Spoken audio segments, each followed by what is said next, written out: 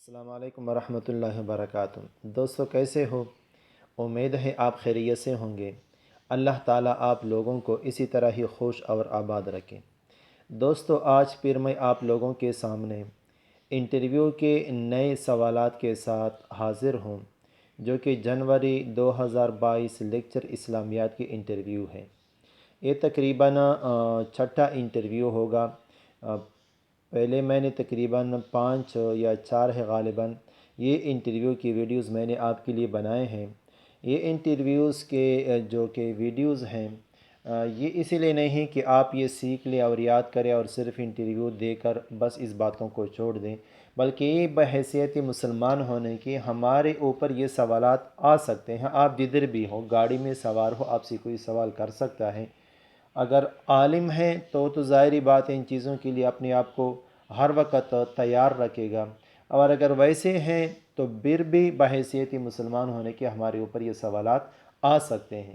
یا اور بھی جدھر بھی انٹرویوز ہوتے رہتے ہیں، خواہ وہ کسی کمپنی میں ہوتے ہیں یا پی ایم ایس کے یا سی ایس ایس کے یا جدھر بھی ہوتے ہیں، اسی طرح D M C T T T یا S S T I T یا جنرل جدھر بھی ہوتے ہیں، اسلامیات کے ایم سی کیوز اس میں ضروری ہوتے ہیں۔ تو چلو سٹارٹ کرتے ہیں آج کے سوالات جو کہ انٹرویو لیا گیا ہے۔ تو ان کا پہلا سوال ہے، نحو میں کنایات سے کیا مراد ہے؟ دوستو ایک کنایات میں نے ایک پہلے ویڈیو بنائی تھی اصول فقہ کے بارے میں، جو صریح کنایہ وہاں جو استعمال ہوتا ہے، تو حقیقت مجاز کے ساتھ وہ اصول کتاب اللہ کے جو اقسام ہیں وہ وہاں بھی ایک کنایہ کا لفظ ہے، لیکن یہاں نحو میں کنایات سے کیا مراد ہے؟ تو وہ کنایہ مراد نہیں، بلکہ نحو کے کنایات کے کچھ اسماء ہیں، اس کو اسماء کنایات کہا جاتا ہے، جو کہ اسم غیر متمکن کے اقسام ہیں۔ یہ تقریباً اسم کنایات یا اسماء کنایات وہ ہوتے ہیں جو مبہم بات یا مبہم عدد پر دلالت کرے، تو اس کو کیا کہا جاتا ہے؟ اسماء کنایات کہا جاتا ہے۔ یہ اسماء کنایات تقریباً 5 استعمال ہوتے ہیں۔ 2 استعمال ہوتے ہیں بات مبہم کے لیے، جبکہ 3 استعمال ہوتے ہیں عدد مبہم کے لیے۔ جو عدد مبہم کے لیے استعمال ہوتے ہیں اس کے لیے کم ہے، قضا ہے، اسی طرح کعین ہے۔ یہ بھی میں بتاتا چلوں کہ کم استفہامیہ بھی استعمال ہوتا ہے اور کم خبریہ بھی استعمال ہوتے ہیں۔ جہاں کم استفہامیہ استعمال ہوگا وہاں کم صدارت کلام چاہتا ہے۔ مثال کے طور پر کم روبیۃ عندک، آپ کے پاس کتنے روپے ہیں؟ اور دوسری بات یہ ہے کہ اپنے معمول کو نسب بھی دیتا ہے، اور جہاں کم خبریہ ہے تو وہ صدارت کلام ان کے لیے ضروری نہیں۔ اچھا دوسری بات، وہاں 3 الفاظ استعمال ہوتے ہیں، کم، قضا، کعین۔ یہاں بات مبہم کے لیے جو استعمال ہوتا ہے وہ 2 استعمال ہوتے ہیں، ایک کیتا، دوسرا زیتا۔ لیکن یاد رکھنا یہ کیتا یا زیتا جہاں بھی استعمال ہوتا ہے یہ ڈبل استعمال ہوتا رہتا ہے۔ مثال کے طور پر میں نے کہا سمعت کیتا و کیتا، میں نے ایسا ایسا سنا، یا قلت کذیت و کذیت، صرف ایک لفظ استعمال نہیں ہوتا کیتا یا صرف کذیت، بلکہ کیتا و کیتا، کذیت و کذیت۔ تو یہ اس کو کہتے ہیں اسماء کنایات۔ یہ 2 عدد بات مبہم کے لیے استعمال ہوتے ہیں، جبکہ 3 عدد مبہم کے لیے استعمال ہوتا ہے۔ میں تھوڑا تفصیل سے اس لیے بیان کرتا ہوں کہ یہاں سے اگر آپ سیکھ لیں تو دوسری جگہ پھر آپ کو مثال کے طور پر آپ کے لیے مشکل نہیں ہوگی۔ دوسرا سوال یہ ہوتا ہے، حائضہ عورت اگر سفر شروع کرے اور دوران سفر ان کی حیض ختم ہو جائے، بیماری ختم ہو جائے، تو کیا اس کے بعد وہ سفر کرے گی یا پھر وہ قصر کرے گی؟ اتمام کرے گی نماز کی یا قصر کرے گی؟ دوستو یہ مسئلہ فقہ کا مسئلہ ہے، اور فقہ کے مسائل جو ہوتے ہیں وہ جزیات ہوتے ہیں، جس طرح منطق کے مسائل ہوتے ہیں یا اور جو مسائل ہوتے ہیں ریاضی یا چیز کے، تو وہ اصول اور قوانین پہ چلتے ہیں، لیکن یہ اصول نہیں چلتے، یہاں جزیات چلتے ہیں۔ ایک عورت جب سفر شروع کرے اور وہ حیض کی حالت میں ہو تو وہ سفر شمار نہیں ہوگا، آسان بات ہے۔ جہاں تک وہ گئی، یا مثال کے طور پر جس جگہ وہ ٹھہری وہاں ان کا جو ہے حیض بیماری جو ہے وہ ختم ہو گئی، وہ مدت پوری ہو گئی، اس کے بعد شمار ہوگا۔ اس کے بعد وہ کتنا سفر کرتی ہے؟ تو جتنا سفر کرتی ہے اس کے بعد اگر ان کی سفر مثال کے طور پر 77 کلومیٹر یا آس پاس 7870 کلومیٹر برابر ہوتی ہے تو اس کے بعد وہ پھر قصر کرے گی. اگر وہ برابر نہیں ہوتی تو پھر اس کے بعد وہ اتمام کرے گی، بلکہ سفر کی نماز نہیں پڑھے گی. قصر جو ہوتا ہے، جو سفر کی نماز ہوتی ہے، وہ نہیں کرے گی بلکہ مکمل پوری نماز پڑھے گی. سفر کا یہ مسئلہ ہے حائضہ عورت کے لیے، کیونکہ حائضہ عورت جب پہلے سے گھر سے شروع ہوتی ہے تو ان کی وہ شمار نہیں ہوتی سفر. اچھا، تیسرا سوال، تنازع الفعلین یا تنازع فعلین کیا ہے، اس سے کیا مراد ہے؟ دوستو یہ ایک نحوے کا سوال ہے اور بہت ہی مشکل سوال ہے. یہ کیا سوال ہے؟ اس کا مطلب یہ ہے کہ دو یا دو سے زیادہ فعل یا شبہ فعل، فعل میں بھی آ سکتا ہے، شبہ فعل میں بھی آ سکتا ہے، ان کا اپنے بعد واقع ہونے والے ایسے اسم ظاہر میں عمل کرنے کے لیے متوجہ ہونا جس میں ان میں سے ہر ایک معمول بننے کی صلاحیت ہو. کس طرح؟ مثال کے طور پر دو فعل آ گئے، اس کے بعد ایک ایسا اسم ظاہر آ گیا جو دونوں فعل اس میں عمل کر سکتے ہو اور ان کے لیے معمول بھی بن سکتا ہو، تو کیا وہ اس کس کے لیے عامل بنے گا، کس میں وہ عمل کرے گا؟ تو یہ 4 اقسام ہیں. یہاں جو انٹرویو میں سوال ہو گیا ہے وہ بھی یہ ہو گیا کہ مختصر سناؤ، میں بھی مختصر سناتا ہوں. 4 اقسام ہیں. مثال کے طور پر دو فعل آ گئے، بعد والا اسم ظاہر دونوں کے لیے فاعل بنتا ہے، یا دو فعل آ گئے بعد میں اسم ظاہر والا دونوں کے لیے مفعول بنتا ہے، یا دو فعل آ گئے بعد میں اسم ظاہر ایک کے لیے فاعل بنتا ہے دوسرے کے لیے مفعول بنتا ہے، پہلے کے لیے فاعل دوسرے کے لیے مفعول، یا دو فعل آ گئے بعد کا اسم ظاہر پہلے کے لیے مفعول دوسرے کے لیے فاعل. یہ 4 اقسام بنتے ہیں. پہلے 2 اقسام میں مثال پیش کر رہا ہوں. میں نے کہا ضربت و اکرمت زیدن، یہاں ضربت فعل فاعل، اکرمت بھی فعل فاعل ہے، اور وہاں زیدن مفعول بھی ہے، دونوں کے لیے مفعول بنتا ہے، تو یہ دونوں کے لیے مفعول بن گیا. یہاں کبھی کبھار فاعل بنے گا. مثال کے طور پر ضربنی و اکرمنی زیدن، تو یہاں زید ضربہ کے لیے فاعل اور اکرمہ کے لیے فاعل، ضربنی فعل اور نون وقایا یا مفعول بھی زید فاعل. اس طرح یہاں ان دونوں میں بالاتفاق یہ دونوں میں عمل کر سکتا ہے. سمجھ آ گئی فقہ کا، نحو کا یہ اصول، دونوں میں عمل کر سکتا ہے. لیکن اگر یہ ہو صرف ایک کے لیے فاعل دوسرے کے لیے مفعول، جیسے ضربت و اکرمنی زید دن یا دن، یا ضربنی و اکرمت زیدن یا زیدن، کس کے لیے فاعل بنے گا کس کے لیے مفعول بنے گا، اس میں اختلاف ہے، لہذا اتنا لمبی کی طرف بات نہیں جاتے. اچھا، اگلا سوال ہے عرف سے کیا مراد ہے؟ یہ بہت زیادہ مشہور ہے، ہمارے جو اصول فقہ کے اصول ہیں اس میں بھی بہت معتبر ہے. ہر اس فعل اور قول کو کہتے ہیں جس کا عام لوگوں میں رواج ہو گیا ہو، اس کو عرف کہا جاتا ہے. عام لوگ اس کو استعمال میں لے آئیں تو اس کو عرف کہا جاتا ہے. اصل میں یہاں پھر ایک اگلا سوال یہاں انٹرویو میں ہوا نہیں ہے، لیکن یہ بہت مشہور ہے، اب سے ہو سکتا ہے کہ عرف کے بارے میں قرآن سے کوئی دلیل بیان کرے. عرف کے بارے میں قرآن سے کوئی دلیل بیان کرے تو یہ مشکل ہے. اس کے بارے میں بیان کرتا ہوں. اعوذ باللہ من الشیطان الرجیم، بسم اللہ الرحمن الرحیم. خذ العفو وامر بالعرف واعرض عن الجاہلین. وامر بالعرف، دستور کے مطابق حکم دے دو، عرف کے مطابق حکم دے دو. دوسری جگہ پہ اللہ تعالیٰ فرماتا ہے قسم کے کفارے کے بارے میں، فَكَفَّارَتُهُ اطعام 10 مساکین من اوسط ما تطعمون اہلیکم او کسوتہم، یعنی جو درمیانہ آپ اپنے گھر والوں کو کھلاتے ہو وہی قسم کے کفارے میں دے دو. 10 آدمیوں کو کھانا کھلاتے ہو تو دے دو. اوسط ما تطعمون، عرف پر اللہ تعالیٰ نے چھوڑ دیا، آپ جس طرح اپنے خود کھاتے ہو اسی طرح دوسروں کو بھی دے دو. دال سے کھاتے دوسروں کو بھی دال سے دے دو.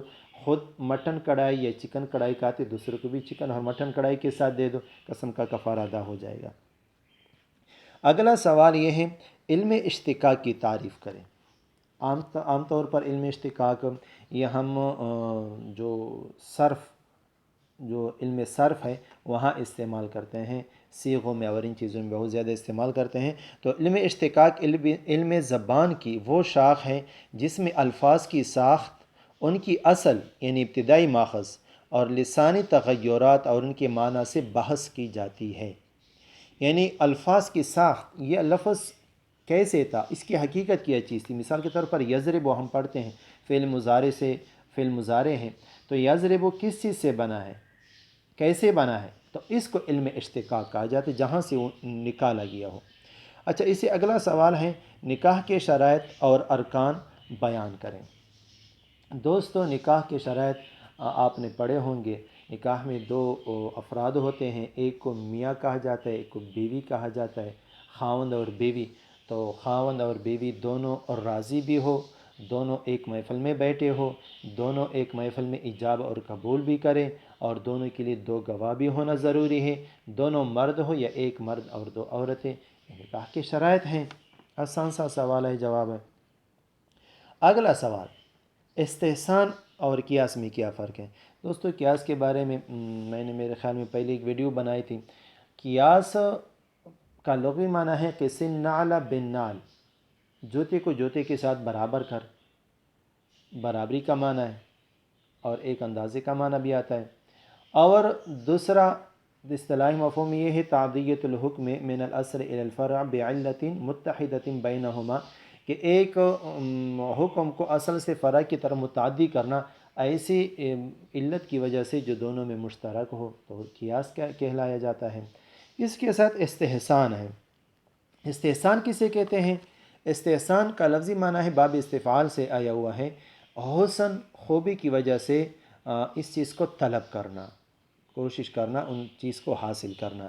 یا اس طرح بھی کہہ سکتے ہیں کہ قیاس کو کسی قوی دلیل کے ساتھ خاص کرنے کا نام استحسان ہے۔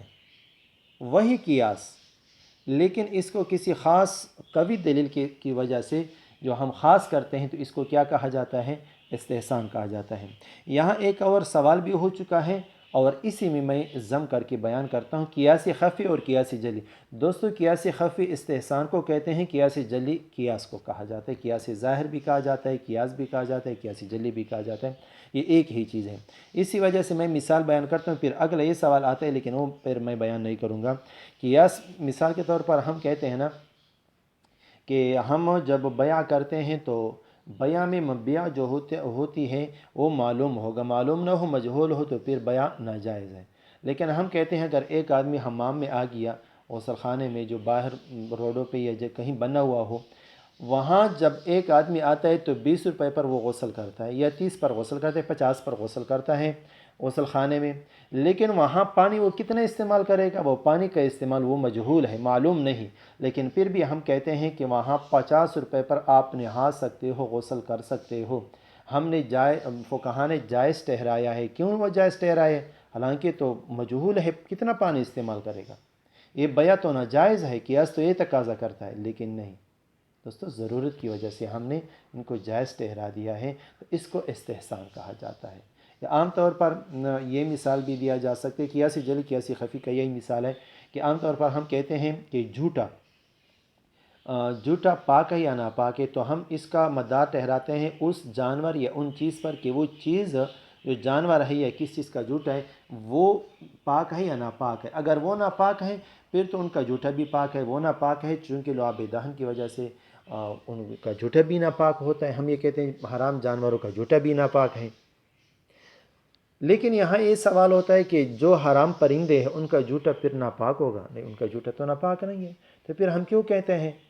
اس لیے کہتے ہیں کہ حرام پرندوں، قیاس کا تقاضا ہے کہ حرام ہونا چاہیے، لیکن حرام نہیں ٹھہراتے، کیوں؟ اس لیے کہ وہاں چونکہ پرندوں میں لعاب دہن نہیں ہوتا ان کی چونچ میں، اسی وجہ سے قیاس خفی کی وجہ سے ہم جائز ٹھہراتے ہیں، یا فقہاء نے جائز ٹھہرایا ہے، تو اس کو کہتے ہیں قیاس خفی یا استحسان۔ یہ قیاس جلی اور قیاس خفی کا ایک دوسرا مثال میں نے آپ کو دے دیا۔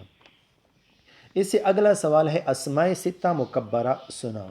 دوستو، اسماء ستہ مکبرہ کو اس لیے اسماء ستہ کہا جاتا ہے کہ ستہ کا معنی ہوتا ہے 6، مکبرہ کا معنی ہوتا ہے جس کی تصغیر نہ ہو جائے، تو یہ 6 اسماء ہیں۔ اس کو ابن، حمن، حنن، فمن، ذومال اور اخن، یہ 6 اسماء ہیں، اس کو اسماء ستہ مکبرہ کہا جاتا ہے۔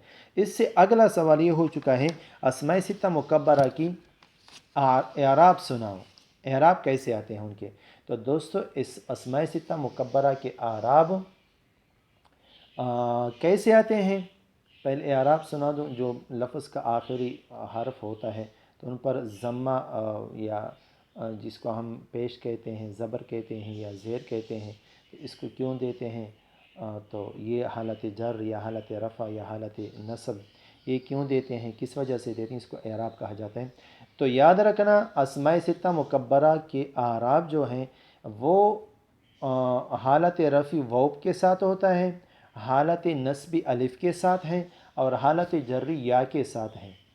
مثال دے دو، مثال یہ ہے جاء ابو زیدین، جاء ابو زیدین، ابو زید آ گیا۔ یہاں ابو کی اضافت ہو گئی زید کی طرف۔ یہاں ابو جاء فعل ہے، ابو یہ فاعل ہے، تو چونکہ فاعل رفع حالت میں ہے تو حالت رفع کی وجہ سے ابو ہم پڑھیں گے، ابا نہیں پڑھیں گے، وہ کے ساتھ حالت رفع آتی ہے۔ دوسرا رأیت اباہ، میں نے دیکھا اس کے ابو کو، یہاں رأیت فعل فاعل، اباہ مفعول بھی آتا ہے، مفعول بھی منصوب ہوتا ہے، اور حالت نصب اس کی کس چیز کے ساتھ؟ الف کے ساتھ ہے، اس لیے ہم نے پڑھا رأیت اباہ، ابا ابا ہو، الف کے ساتھ ہم نے پڑھ لیا۔ تیسرا حالت جری کی مثال مررت بابیک، میں گزر گیا ان کے ابو پر، یا مررت بابیہ، یہاں ہم نے یا کے ساتھ پڑھا، کیوں؟ اس لیے کہ مررت فعل فاعل، بابیہ باہر فی جر، ابی مجرور ہے، مجرور چونکہ حالت جری کی حالت میں یہ یا کے ساتھ بابیہ، ابی یا کے ساتھ ہم نے پڑھا۔ تو یہ حالت اعراب ہے اسماء ستہ مکبرہ کے۔ اگلا سوال ہوتا ہے قسامت کی مطلب اور تعریف بیان کریں۔ دوستو قسامہ یا قسامت ان کی تعریف اور مطلب یہ ہے کہ کسی محلہ میں مقتول پایا جائے اور قاتل کا پتہ نہ ملے، اس کو قسامہ کہا جاتا ہے۔ قسامہ کیوں کہا جاتا ہے؟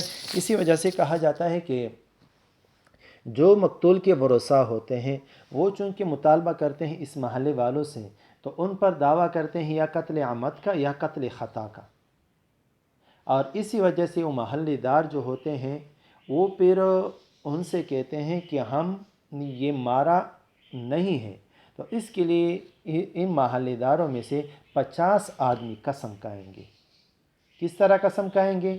قسم کا طریقہ یہ ہے کہ ہم نے نہ اس مقتول کو قتل کیا ہے اور نہ ہمیں اس مقتول کے قاتل کا پتہ ہے، یہ دونوں طریقوں سے اس کو قسامہ کہا جاتا ہے۔ قسامہ کی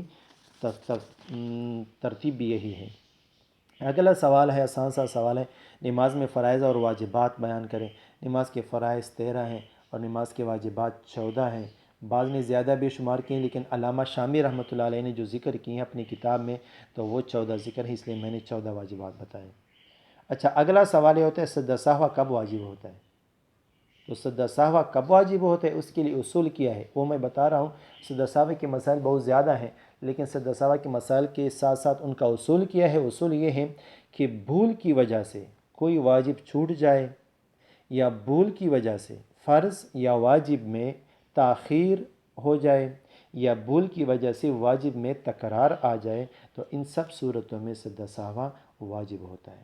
واجب چھوٹ جائے، فرض یا واجب میں تاخیر ہو جائے، یا واجب میں تکرار ہو جائے، تو اس کو پر کیا واجب ہوتا ہے؟